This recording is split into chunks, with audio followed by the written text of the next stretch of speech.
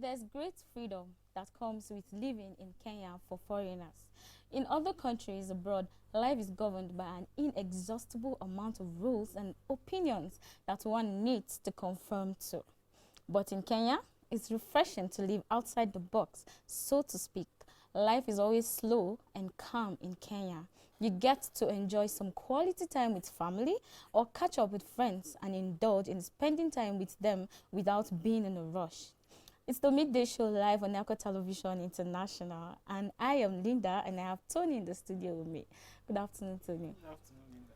Welcome to the Midday Show today. How have you been? I'm okay. I've been well. You're just looking so calm because you're talking about Kenya and then yeah, because they are calm people, so I have to be calm. So you have to be calm. I Okay. definitely have to be calm.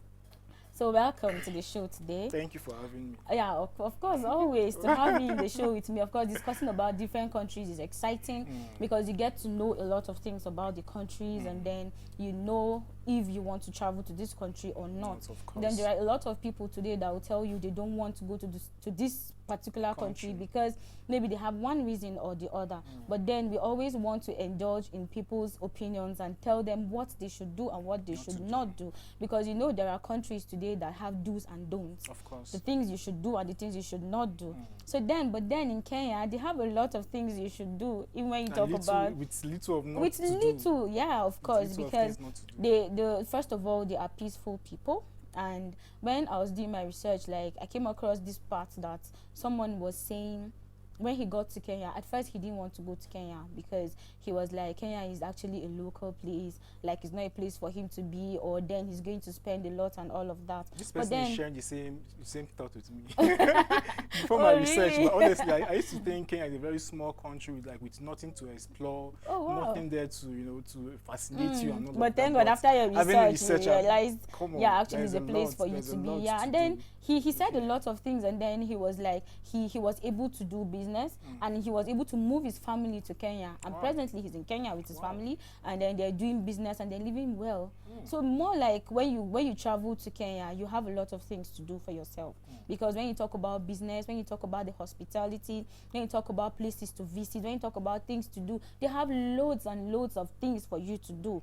Then it was something exciting for him to share with people. It's more like an experience. So then if you feel you want to travel to a particular country, don't just wait or don't just listen to what people say or to post and all of that, but then make your research. There are people that have traveled to different countries. You can ask, where have you been to? What was your experience? What's the weather like? What's their food like? Another thing for you to visit Kenya again is their food.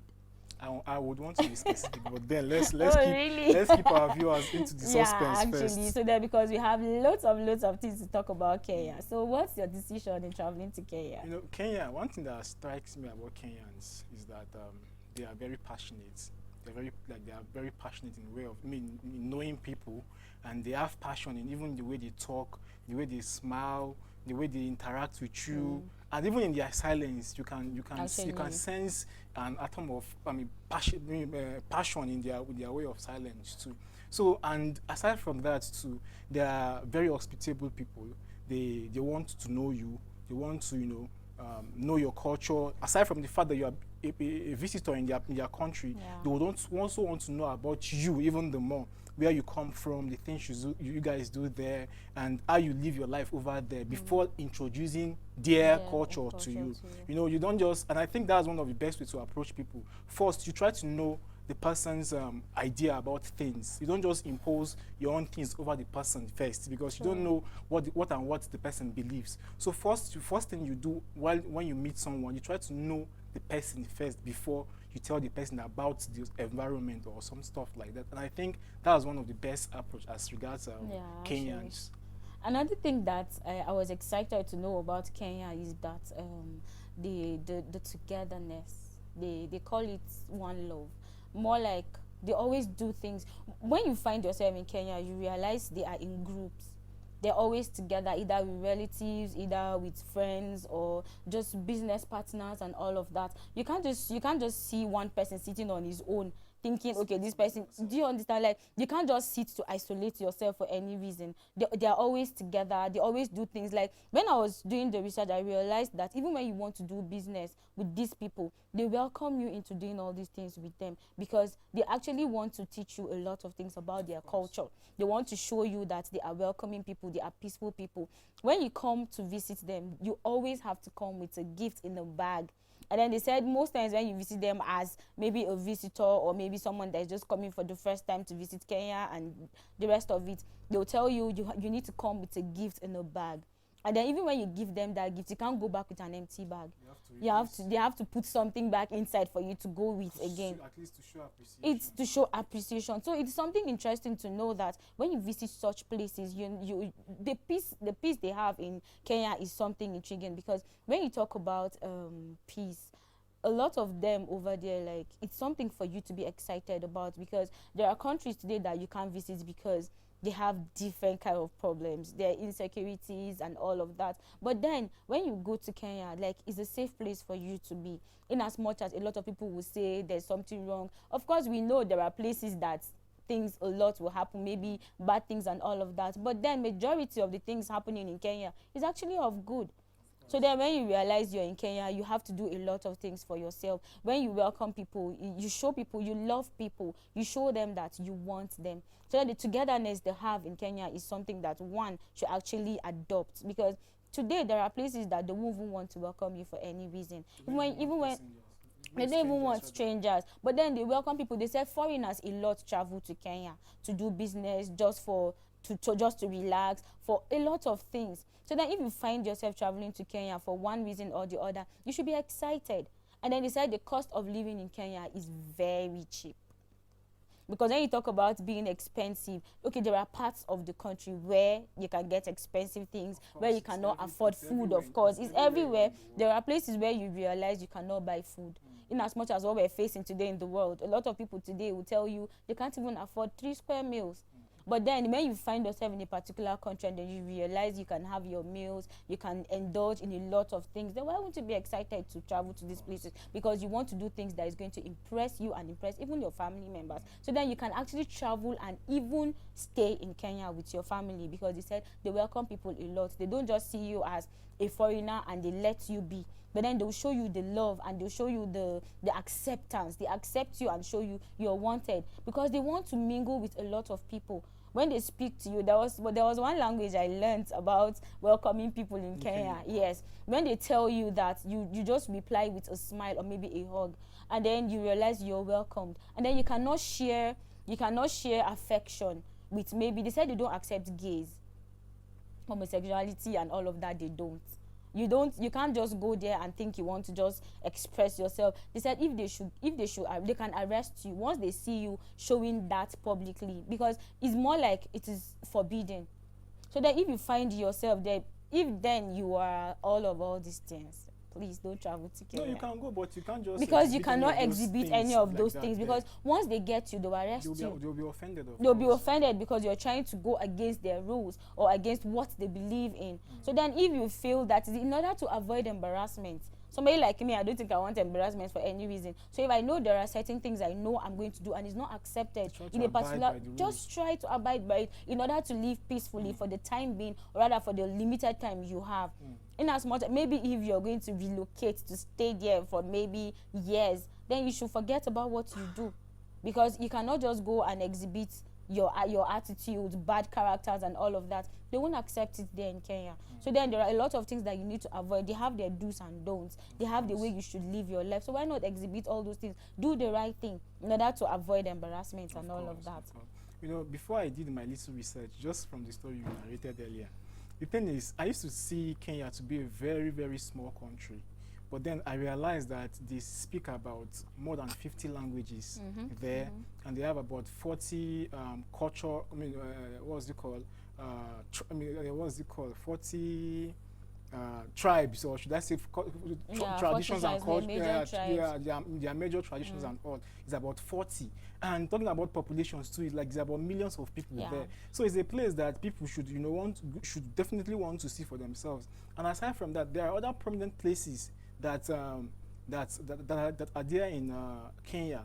places like Nairobi, which is the capital city, and we have places like Mombasa. Like all of these places are places that depict cultures, that depict traditions, that depict like virtually everything about Africanism.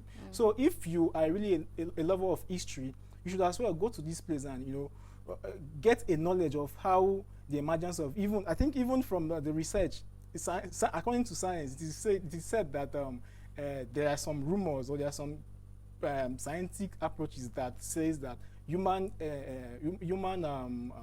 emergence originated from Kenya. So it's just, to me, it's just I think it's arguable though, but they say there are some skulls, there are some, you know, old skulls, or like human being skulls that were found there, even like during the, I think, the 10th century and all. So when you hear stuff like that, you should be geared to seeing them yourself. You don't just listen to stories, but then you go and see for yourself. So that by the time you come, you can come with evidences to show to people that, okay, yes, I have been there, and I can also tell of how true this particular thing is. So me, like this now, I would be thinking maybe all of those claims could be rumor or all of that. But for me to prove that for myself, it's best I go there and travel. I mean, it's best I travel there to see for myself, to see, okay, yes, this thing that is being said, it is true. But when you sit down to sit upon what you are being told, the tendency of what you are being told being true or not is very slim. So just go there and see for yourself. And for the fact that they are very welcoming, then you have no reason to be scared. And the place is a very peaceful place as well. They are very accommodating. They like anything that has to do with hospitality, like in fact, they even like visitors. According to what I researched, they like visitors, and there is no way you go to over to their houses that they will not even offer you drinks and all of that. And it is even forbidden there that probably a visitor comes to your house or visits you, and then you ask the person, when are you going back? Like they see it to be an offensive thing. Yeah. So you can stay as long as you want. Nobody's going to ask you or come to ask you, okay, oh, you've overstayed your welcome, oh, please come and be going. In the days of in our days today, a lot of people can tell you when you come to my house. If you don't inform me about your coming, I won't ever come into my house. Even here, you can come even before. Often, like you can even come before. You can come prior notice. You don't have to necessarily tell the person you are visiting, okay, I'm coming to come and see you, all of that. You can just come anytime you want, and the person, I mean, those your hosts will definitely welcome you. Yeah, of course. You know, when you talk about welcoming people in Kenya, they said they smile a lot and they laugh a lot. So then that shows the love they have for each other. When you think about people today, there are a lot of people going through stress, going through one thing or the other, one challenge or the other, and then they tend not to be able to express themselves. But then people in Kenya can come to meet you and then express whatever thing they're going through, just to let you understand that they say sometimes a problem shared is a problem solved. Of course. And then if you're able to tell someone this is what you're going through, the person is, even if the person is not going to solve 100% of your issues, I'm trying to take you back. Okay. A problem solved is a problem shared. A problem shared is a problem solved. Have solved, actually. Okay, because solved. You know there are times that you can be going through a lot and you can't talk to someone. The fact that you can even let it out is actually something. Someone like me, most times I can have something bothering me and then I can't tell anybody. Maybe I'll be bothered and then I'll be thinking about it. I'll be asking myself, what do I do about this thing? Now when I'm able to tell you, this is what I'm thinking, this is what I'm going through, this is what's affecting me, this is the challenge I'm going through. Even if you don't give me the solution to it, but for you to give me that good listening ear, for me to express my feelings and what I'm going through to you, and then you just give me that part of you, that time, it goes a long way. So then when you realize that the love you have for someone is going to make that person feel better, why not just show it? It doesn't cost anything to show love to people. True. Just the way Christ died on the cross of Calvary for our sins. Well, I'm not saying you should go and die for someone, but at least give that person that love. There are various ways. You can give the person food, you can give him accommodation, even if it's just for a couple of days. You can give, even if it's just water to drink, even if it's a piece of advice. People in Kenya will show you that love. They will always smile with you. They will welcome you into their homes. Even if you don't tell them you're coming, so far as you just barge into them and you tell them you have this problem, or maybe you don't have where to sleep for the night, they welcome you. Now, the problem is sometimes you tend to welcome strangers that will come to harm you. You never can tell. But then for them to have good hearts, God will always protect them from it. I'm not saying people who come to you always are bad people. There can be someone that is just coming to test you. Maybe he just wants to come and test and see if you can help him. Maybe he has everything. Then he just wants to help you actually. Then he comes to your house and then you send him away. Sometimes we send angels away from our homes and we don't know. That's true. So that's the problem. And then there are a lot of facts about Kenyans that we don't know. They said the Kenyans, they have, you can go on snake tour. I was scared when I saw that. They have 120 species. You know, if there's anything I'm so much afraid of in this world, Snakes. snakes. Yes, I'm scared of snakes. If I anything that's crawling on the floor, I'm scared No of matter it. how small. No matter how tiny. Small, I watched a snake video is. yesterday about a small baby that dragged snake into her house. I think that girl should just be, she shouldn't be more than 2 years or thereabout.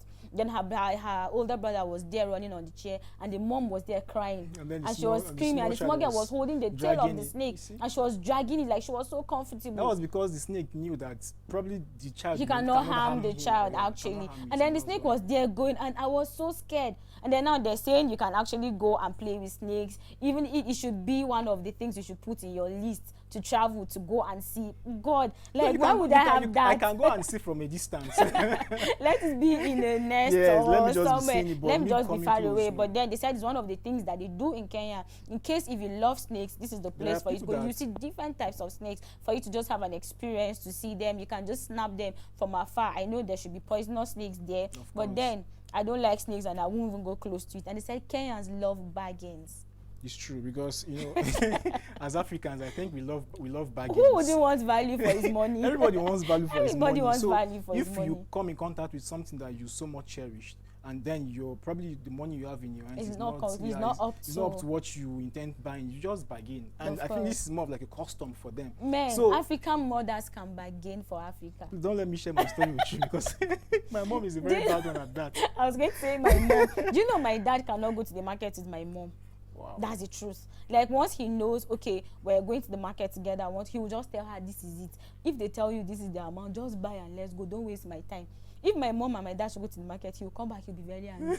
He will tell you, I wanted to come back like in an hour's time, and then look, I spent more than 5 hours. Wow. She's bargaining something. Maybe they can tell her something is 500. And guess how much she will start 50 with? naira. Like, is annoying. African mothers can bargain, so Kenyans as well can bargain. Because when you talk about, I'm not surprised actually, we're all Africans. And we will definitely want value for our money. Of course, everybody wants value for his money. You know, there are people today that just want to extort people. Because you can buy something, let's say for instance, you buy something for maybe 8,500 and you want to sell it for 6,000, 10,000. Like, how do you want, like, some people don't even fear God. And I'll always say, when I go to buy something, I'll say, fear God. It's called business. No, sir. There are times that when if you're sincere, there are other people that will buy maybe something for maybe 800 and they sell it for 900 or 1,000. No, I think people hike prices because they feel even if they tell you the exact amount, you definitely want to bargain it down. But there are people that once you insist this is the price I'm selling it, then you don't go down. Like, somebody like me, if I'm going to bargain with you, like, sometimes I pity these people that sell things in the market, because one, the stress they go through, then they sit under the sun. Some of them don't even have food to eat, but then they're just trying to make ends meet. Maybe some of them are just in the market because they want to just get this money. Some of them will even just go to buy these things on credit, and then the gain they get from it is what they will use. Do you understand? So then most times we should try to pity them. We should try to put ourselves in their shoes. That if they are trying to sell this thing and then this is the amount, then why not just, don't be outrageous. Don't just try to do things that you as the marketer try to sell well, and then you as the buyer don't bargain too much in order not to make them fall from whatever it is they're selling. Because if you try to do that, you actually break them up. No, but ideally, if I want to bargain for something, probably I want to buy something, and then you as a seller feels the amount I'm calling is too down, I see no reason why your amount of plea would make me sell that thing to you. Actually, so some of them will tell you, please don't buy, I'm not selling again. Some of them can even be angry and just tell you, no, I don't want to sell again. But then the truth of it is that bargaining is actually good, because everybody wants value for his money. But then let's look up to people that are actually selling to us, because they have needs as well, just the way we do. So then we should try to look up to whatever it is they're giving us, and then let's support them no matter how little it is. Yeah, another funny thing about Kenyans is that if you want to pay dowry, it has to start from 10 cows. I was shocked. Like 10 cows. I was shocked when I saw that. Wow, 10 cows. Like it doesn't have to be less than 10 cows. It can be more 10. than. And they said even you as a suitor can actually begin to bring 50 cows. And I'm like, wow. And then are we feeding the whole of the community? If you're not buying the cows, you can give them the amount of money worth the number of cows you want to give. I was like, Yes, is this like, really necessary? 10 okay, cows. of course, you know them, the rare cows and all of that. So definitely, it's more like you're trying to, it's more like you're trying to empower a particular family. If my family has a lot of female, wow, we are rich. Of course, now, I'll because be eating meat just consistently. imagine, okay, they're going to be maybe, let's say, 10 cows. Maybe let's say you have 5 girls. There's what, maybe there should be one that is rich. That's 50 There should cows. be one tutor that is rich, and then he can say he's bringing maybe like 40 or 50. Do you understand? So then, like, when I was reading this thing, I was laughing. I was like, are you for real? Like, you start from 10 cows to pay dowry. And then that means you have to bring other things. And they don't even marry one wives. They marry more than one wife. So how do you intend to cope with that? Wow. Like, anyways, it's interesting. I think for them to set such basics, maybe they have a lot of cows, like true though, there, true, that, actually. which is why they set true. Such and then they said if you can't afford, or maybe if you don't know where to get the cows, you can just give them the money, and then you know what to do. Payment of bride price. Wow, I wish I should go to Kenya so that they can married there now. so that they can just come and marry me there. Then they said in Kenya there's no middle class.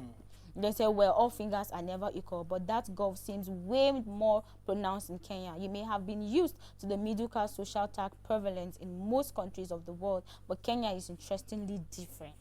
They said there's nothing like middle class there, and then you are either a rich dude with enough cash to throw around, or you are broke. Wow. So then there's no middle class. So if you're rich, you're rich. If you're broke, no, you're not managing. They said in Kenya it's different. You have it or you don't have it. It's either you have it or you don't have it. So they said if you are broke, you are broke. If you're rich, you're rich. So then why do I want to be broke? I'm rich. Like it's not by mouth now. It's by doing the needful, of course. Then would I just want to stay those part of being broke? Those that are broke today, are they praying for them to be broke? They are not, but then I feel most nobody times wants to be broke. Then get up and do something, sir. You have your hands, you have your legs, you have your eyes. Of course, I understand. Tony, I can't just sit down today and tell myself that, okay, I don't have money, I don't have food, and then I'll be at home and then I'll be calling somebody on phone. Okay, what if I don't have the airtime to call the person to give me food or to give me money? At least go out and hustle. We're not saying you should go out and do things that you're not supposed to do, but at least there are a lot of businesses today. We're talking about business, we're talking about people who go to buy things on credit, then you sell to get your gain, and then you build yourself. So would I just want to fold my arms today? I don't have money, I don't have food. To the point I was actually trying to prove is that some people are actually into, like, indulging themselves into businesses and all, but then sometimes it's not just working out for them.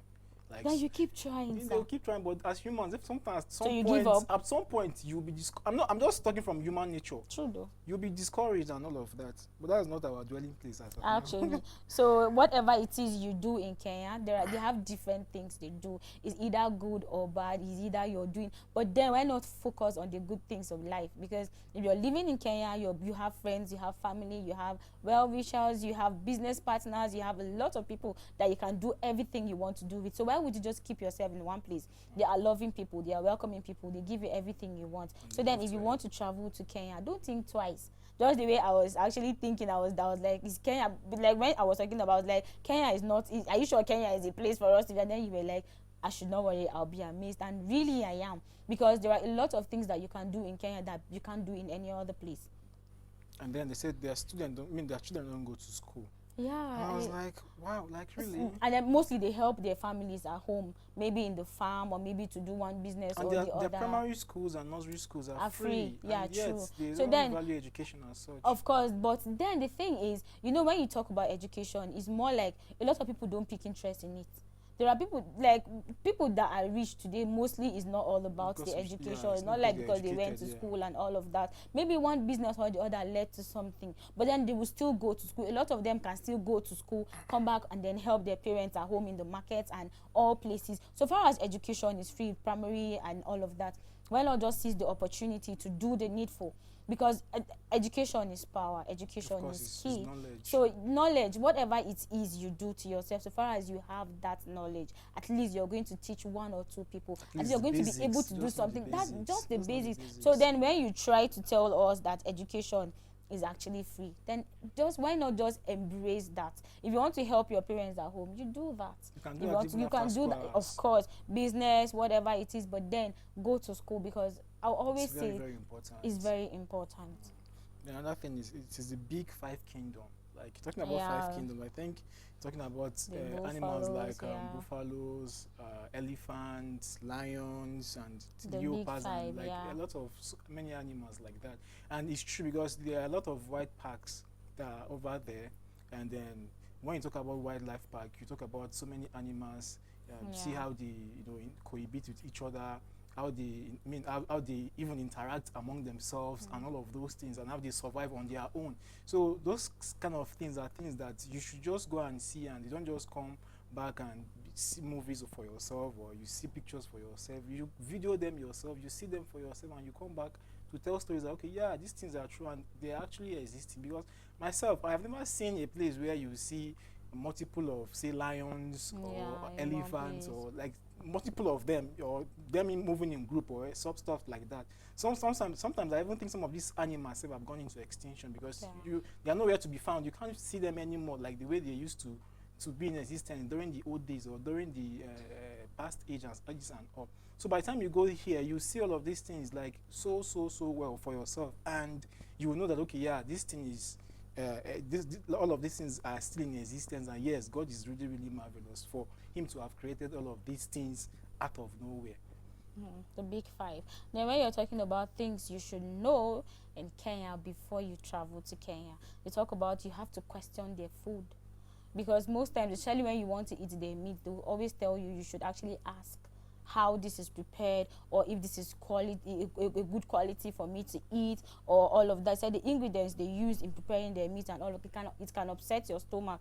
So then most times they advise you that you should actually ask questions. And then when you feel uneasy, when you feel your stomach is hurtful and all of that due to what you have eaten, said don't forget to run to the pharmacy, don't forget to get medications for yourself. Said don't just ignore all these things, especially when you go to a particular place for the first time. Then you realize you're eating something and your stomach is aching, you're having stomach upset. Don't just ignore it to be a natural thing. He said, of course, most times you should try to see a doctor, or maybe you should just get some medication somewhere close by just to take care of yourself. He said you should make sure that whatever it is you're eating, you're careful of it. And then if you're drinking tap water, you should make sure it's boiled before you drink it. At least all the germs and all of that, it will not affect you. So then whatever it is you're doing, you need to ask one question or the other. It's not by just visiting this particular country, but then it's by knowing what to do and what not to do, by knowing what is going to be welcoming to you and what is not. If you're going to eat something that is going to affect you, of course, when you travel somewhere for the first time, the first 2-3 days is going to be an issue for you, especially when you want to eat anything. And then they advise you that you don't just eat their salad anyhow. Whatever it is you're eating, you should be careful of it, because if you're eating any raw food, it's your first time of traveling to this country, of course. So then whatever it is you're eating, your stomach is not is yet to adapt to whatever it is you're eating there. So you need to be careful. They said make sure you always ask for cooked food. Don't ask for the raw food like salad and all of that. Like all these things, don't ask for it. At least it's your first time. Get used to the environment, get used to their food, let your system adapt to whatever it is there before you're able to eat anything, so that you don't just end up putting yourself in trouble and then falling sick and all of that. And then talking about things you should know before traveling to Kenya, try as much as possible to know even their system of water. Like, know if the water is drinkable, free of germs, so that you will not be a victim of being sick with malaria or typhoid, all of those, because all of those things are also there in the country. They're in that country. So you try as much as possible to do the necessary things by making inquiry first. Okay, what kind of water am I supposed to drink here in this country? I want to believe that when one travels, you travel and lodge in an hotel or something, you can ask questions. Okay, what are the waters? What are the kind of water I'm supposed to drink here? Which one can you recommend for me? So that by the time you drink them, there will not be any sort of reaction from your system or all of those things. And aside from that, you try as much as possible to know that you can as well fall sick as a result of whatever thing that you take that is not in agreement to your system. Yeah. So you just have to be careful that you don't fall victim of all of these things, and then be seen as if you actually traveled to have fun, to explore, and then having been suffering from one illness or the other. So one should as well be careful with stuff like this, so that you not fall victim. Why are you smiling? I'm smiling because I just want us to take a time out. Okay. So we're going to take a time out right now, and then when we come back, we'll tell you more about Kenya, their food and tourist attractions. Stay with us.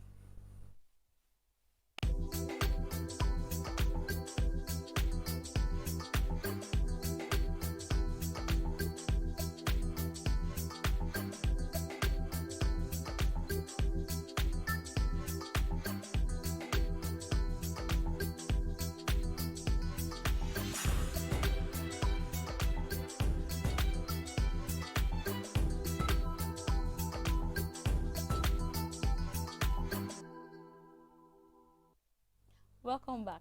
It's still the Midday Show live on Echo Television International. And we're talking about Kenya. I still have Tony in the studio with me. Welcome back, Tony. Thank you for having me. Yeah, we've been talking about Kenya, about the things you should do and things not to do, and how loving they are in Kenya. So now we're going to talk about their tourist attractions. What they do, where they go to have fun, where they go to think, where they go to just maybe for business and all of. Maybe you want to have a business meeting, you don't want to go to an office or your home and all of that. You need to go to all these places. So well, I'll call it sightseeing because it's more yeah, like you're going to see things for yourself. And one of those things are Hell's Gate Cliffs. It's one of the Kenya's most wanted place that you are supposed to go as a visitor, as a tourist or stuff, because it's actually a mountain that is being divided in between. And you know, when you talk about stuff like you should know that there will be a lot of caves inside where you see species of birds, species of like any bird or any flying object or stuff like that. And aside from that, it's a place that is more visited. People want to see how magnificent it is because it's a very big and huge mountain that is being divided in the middle. And it's a place that people want to also go for hiking. You can go for hiking, you can go for wildlife experience and all of those things. So I think it's one of those places that one should visit because it's worth seeing. Yeah, we have another one, which is the Masai Mara National Reserve.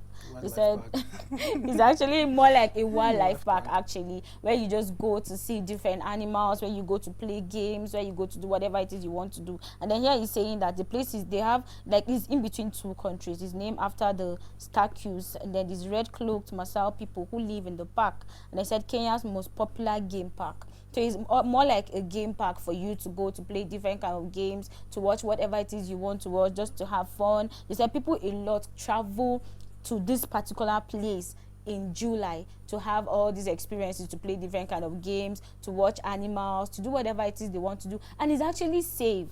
Because you like more like the animals already know they're not supposed to harm you. Once they see you, you're not coming to harm them. So then they just want to play with you.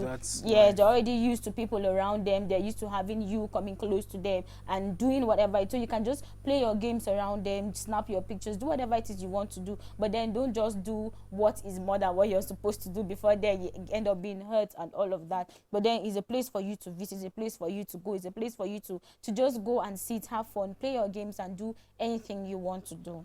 And we have the Tsavo National Park. The Tsavo National Park is actually divided into two. They said we have the east and then the northern part of those, and it's because of the fact that it's actually big, it's wide, and you know, when you talk about the wideness of this thing, is according to research, is one of the biggest national park in the whole of Africa because of its wideness and because of the animals that are embedded inside. So it's a place that you should go and see species of animals, species of birds, species of snakes, and a lot more. You can have games there, you can go for a picnic, you can snap pictures, you can even climb any of those animals if you want to, but then you have to be careful and you have to make sure that you are with a guide so that you not fall victim of being hurt and all of that. We have the Lake Nakuru.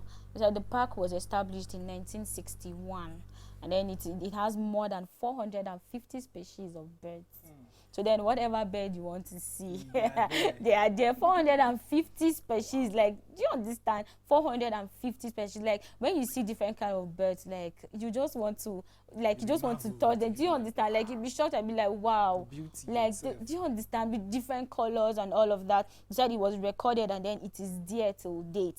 And if you want to see any kind of bird, you can just travel to Kenya just to have the experience. You said of different qualities, of different, like, different numbers of them. You can just see them, do whatever it is you want to do. It is actually welcoming, and then it is called the greatest bird spectacular on earth.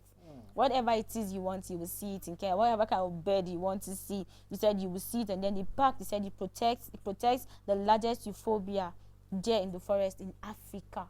So then, do you understand that when you realize that people will tell you when you visit this particular place there's nothing to do, there are a lot of things to do in Kenya. There are a lot of things to do for you. Just even, let's just say, not for business but to have fun. Maybe just a place away from home. more like you just want to have fun, more like you just want to do business, more like you just want to go away from Take your a house. break or Like just something, take a recess. Kenya is one of the places for you to visit. Like I didn't know Kenya was this beautiful until today. So you should try visiting it then. Yeah, I'll try though, but that should be like in a later time. After you visit Maldives, ba. Of course, Maldives is the first place. Then going back to food. Yeah, at least let's talk about food. Their food, they said they have a lot of things they do in Kenya. Apart from their tourist sites, apart from they being loving people, they said one of the things you should not forget, one of the things you should actually put in your head Is their food, because their food is just something else. Something to write home about. Like something that you don't want to miss. Something you should take home and go and eat. Something you should eat often. Like you finish eating and then you would want to get a takeaway. So And that do you understand? Like once you find yourself in Kenya, make sure you eat. They are food, like they are food lovers. They love cooking food and they love like, eating as well. Sometimes I ask questions and people will tell me I don't like food or you love food and all of that. Yes, I love food. Why wouldn't you like food? Why wouldn't there I are a like lot of people food? today that will tell you, no, I don't want food, like I'm just eating because I'm supposed to eat. Wow. I love food and I'll eat when I'm supposed to eat. Well, there's some people like that though. Yeah, one like of the food, of course I do. He said this is the ugali. Then he said this first up we have ugali, the staple of Kenyan cuisine. That's like the first meal that when you go to Kenya you should ask of. He said it's made from white or yellow cornmeal, salt and hot water. This starchy, spongy side dish is served with almost every meal. Like I was saying, like whatever meal you want to have with it is available for you. Like you can just have it, like do it. He said it's usually served on a platter in the middle of the table, and the best way to eat it is by tearing off a piece and then rolling it into a ball and hollowing out the middle with your finger to use as a spoon. Is the perfect way to mop up stews, soups, and grilled meat or fish. Of course, if I want to eat, talking about this, I'm already salivating because I can't use spoon. I'm just picturing the whole thing in my head. Mostly, they said you should wash your hands. One of the etiquettes is washing of your hands. In as much as you're using your hands. In as much as you're using your hands, whether you're eating, whatever, use your hands to eat. Then they said it will help you to scoop whatever it is you're eating, the stew, the meat, all the things inside. So and then make sure your hands are always clean. Make sure your hands are always okay for you, because if you don't keep up to all these things, like you end up falling sick. So then they always advise you that if you eat, you wash your hands before eating and you wash your hands after eating. Then we have the gatari. The gatari is another dish that originated from the Kuyuku people. This comforting one-pot stew is popular in many parts of Africa, but the Kenyan version is made with red beans, tomatoes, onions, meat, corn in a rich tomato, and beef, spiced with curry powder, paprika, and chili. It can be served as an appetizer or as a main meal with spaghetti or rice. My meal. Wow. When you talk about spaghetti, Really? like, you're welcome. Wow. I think they have their own special way of, of preparing this.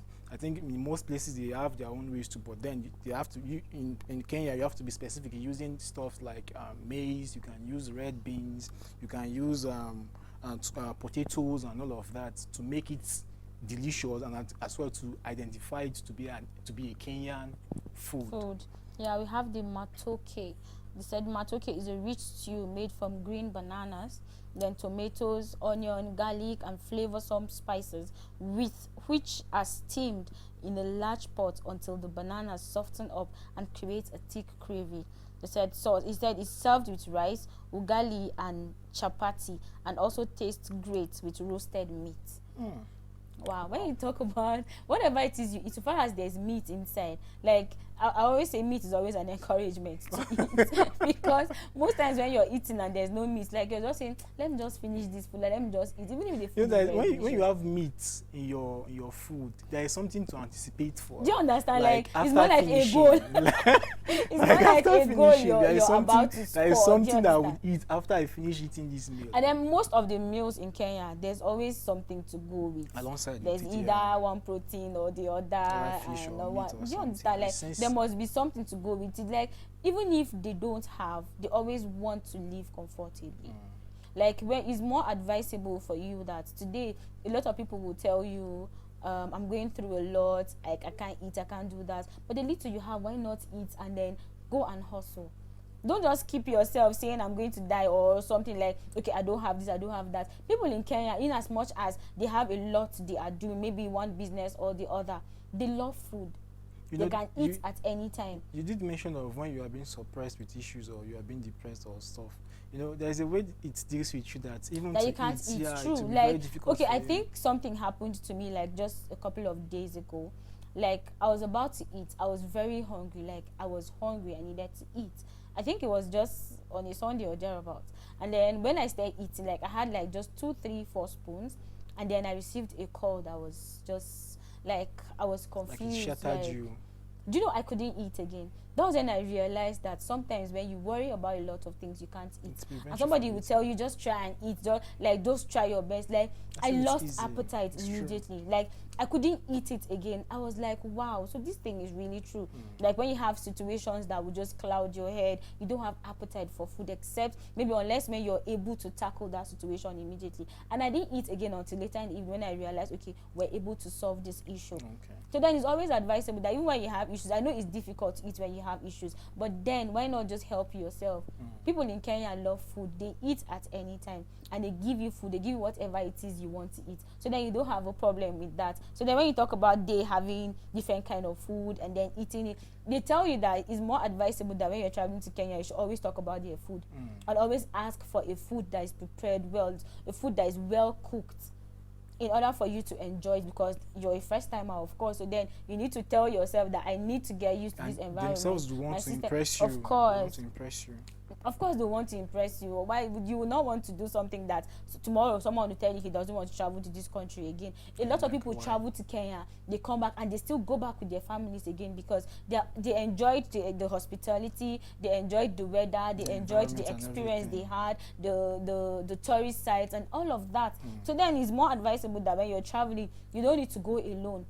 But then sometimes you can just go because you want to go and scout, or maybe you want to go and see how the place is, if it is welcoming, if you can bring your family. But then they said it's a calm place for you to bring your family, your friends, and all of that, for you to do whatever it is you want to do. So Kenya is a place to be for you and whoever it is that you want to take along with you. Then we have yamachoma.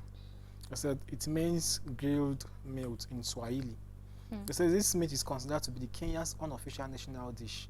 The meat's choice is goat, beef, chicken, and fish are also popular.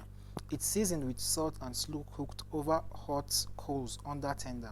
It is usually served with rice, spaghetti, and concumbre. And then they said you will find it everywhere, from the finest restaurants to local street food stores. The smell alone will be enough to make your mouth water. Oh Lord. When you're like the sight of this meal alone, like the different kind of, like, just God, like it's just the want. It's just the normal barbecue, I think. Yeah, just the normal barbecue, but just look at the way it's been garnished. Like the sight of it alone will make you want to just start diving on. And this is their popular food. Popular food. Do you understand? Like, this is something that. No wonder they can give more than 10 cows as carry. Wow. That's actually interesting. I met because of this their meat. And then eventually relocate so that's the reason why you're traveling to Kenya, because of meat. So if your teeth should start paining you now, what will happen? I will relax more and I will take a break and then I'll get it treated. Of course. Then the last meal we have is the sukama wiki. Said if you love your greens, then you're going to dive on this and not even think twice. He said it is earthy. It said fragrant side dish is made from leafy greens, garlic, onions, tomatoes, and spices such as turmeric and paprika. It's healthy, packed with flavor, and tastes delicious with nyama, choma, and ugali. So then it's actually made of grains. So then whatever it is that you're eating, if you love greens, then they said you're welcome to eat the sukama wiki. So you dive on it because of the way they prepare it. You can eat it with anything. Just the way you can eat they have their different kind of stews that you can eat. Then they said you can actually use this sukama to eat whatever it is you want to eat. So then we talked about a lot of things in Kenya, and then I think our time is fast spent because we are actually being reminded that we don't have time. Yeah, we have a lot of things to talk about. Then we have the cultural festivals of Kenya. We said the Turkana Cultural Festival. So it's one of the best tourist attractions in the 3-day festival held in June. Yeah, we're in June, of course. So this is like the best time for you to travel for this particular Turkana festival. Yeah, so you can witness it and then just have fun. They said the festival features a lot of things. Big play music, they do all their festive things and all of that. So then this is the best time. Like we're still in June. Today is 21st or 22nd. Yeah, you can so make then your you can decision actually, not to yeah, and then of travel course. next So tomorrow. you can travel to Kenya and have an experience. That's it. We've not done it already. Actually. We have traditional Maasai ceremony. This is more of like an initiation ceremony, I think. Everything that has to do with life definitely has initiation. Probably ceremony that involves initiation processes where a young or a teenage boy or a girl will be initiated to, say, adulthood and all of that. So I think this is one of the things that as a visitor, as a tourist, you're supposed to witness for yourself. And then if it is something that you can tell of, or probably by the time you go back home, you can go back and narrate, this is how it's been done. They have their initiation ceremonies, this is how it's been done, the boy will do this, will do that, and all of that. It's something that is worth seeing. People in Kenya have a lot of festivities, so if you want to experience either of them, just find time and travel to Kenya. They said around June, July, August, they have a lot of activities they do. So that even if you don't go June, you can go July, you can go August, at least just to have an experience of it. They have different kind of cultures, they have different kind of things that they do. Like, it's a place for you to be, it's a place for you to go and have an experience. So then if you think you're going to do a lot of things that's going to affect you, I don't think when you go to Kenya you feel bad about going to Kenya. Of course you'll be excited that you've gone to Kenya and then you've seen a lot of things, you've learned a lot of things, you've done a lot of things, and then it's an experience for you to have. So then you don't need to think twice about going to Kenya. If you want to travel to Kenya, please be my guest. I think I want to go with you. Whoever it is that wants to go to Kenya, let's go together. Why are you being selfish? Why wouldn't you include me? Okay, I don't know if you want to go guest. to Kenya. Oh, okay, be our guest. Okay, Tony, our time is fast spent. Wow. Thank you for doing this with me, Tony. Thanks for having me also. Yeah, it's always a pleasure to have this with you. Thank you, viewers, for staying with us and watching Midday Show live, and we talked about Kenya. Thank you for having everything that you have, and thank you for your support. Thank you for watching, and thank you for everything that we do. We love you. Stay blessed and have the blessed day and the rest of the day.